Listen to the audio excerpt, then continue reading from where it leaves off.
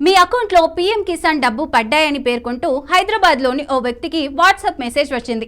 ఆ message open చేసి చూడగానే సదరు వ్యక్తి షాక్ అయ్యాడు. ఇంతకీ ఏం జరిగిందో తెలుసా?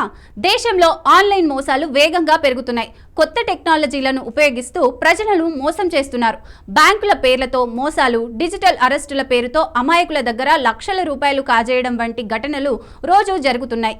ఇదే క్రమంలో పండగ ఆఫర్స్ అంటూ కొందరు, ప్రభుత్వ పథకాలంటూ ఇంకొందరు అమాయక ప్రజలకు ఆశ చూపి డబ్బు దోచేస్తున్నారు. తాజాగా పీఎం కిసాన్ పథకం కింద ప్రయోజనాలు అందనున్నాయంటూ వాట్సాప్ మెసేజ్ చేసి బురిడీ కొట్టించిన ఉదంతం హైదరాబాద్లో వెలుగులోకి వచ్చింది.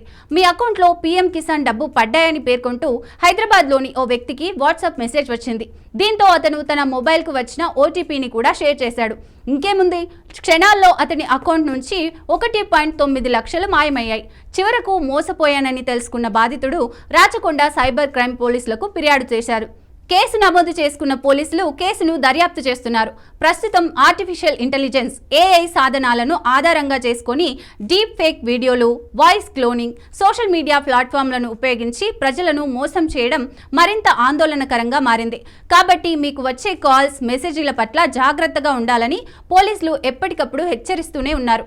పీఎం కిసాన్ విషయానికి వస్తే ఈ పథకాన్ని 2019వ సంవత్సరంలో ఎంతో ప్రతిష్టాత్మకంగా అమల్లోకి తీసుకువచ్చింది కేంద్ర ప్రభుత్వం.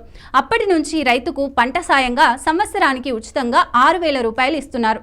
దేశంలో అర్హులన్న రైతులంతా ఈ స్కీమ్ ద్వారా లబ్ధి పొందుతున్నారు. మొత్తం 3 విడతలుగా 6,000 రూపాయలను రైతుల అకౌంట్లో జమ చేస్తూ వస్తుంది ప్రభుత్వం.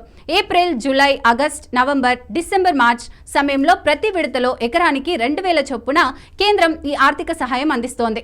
ఇప్పటి వరకు 18 విడతల డబ్బు రిలీజ్ చేశారు. ఇప్పుడు రైతులంతా 19వ విడత డబ్బు కోసం ఎదురు చూస్తున్నారు. పీఎం కిసాన్ 19వ ఇన్స్టాల్మెంట్ డబ్బు కొత్త సంవత్సరం కానుకగా ఫిబ్రవరి నెలలో రిలీజ్ కానున్నట్లు తెలుస్తోంది.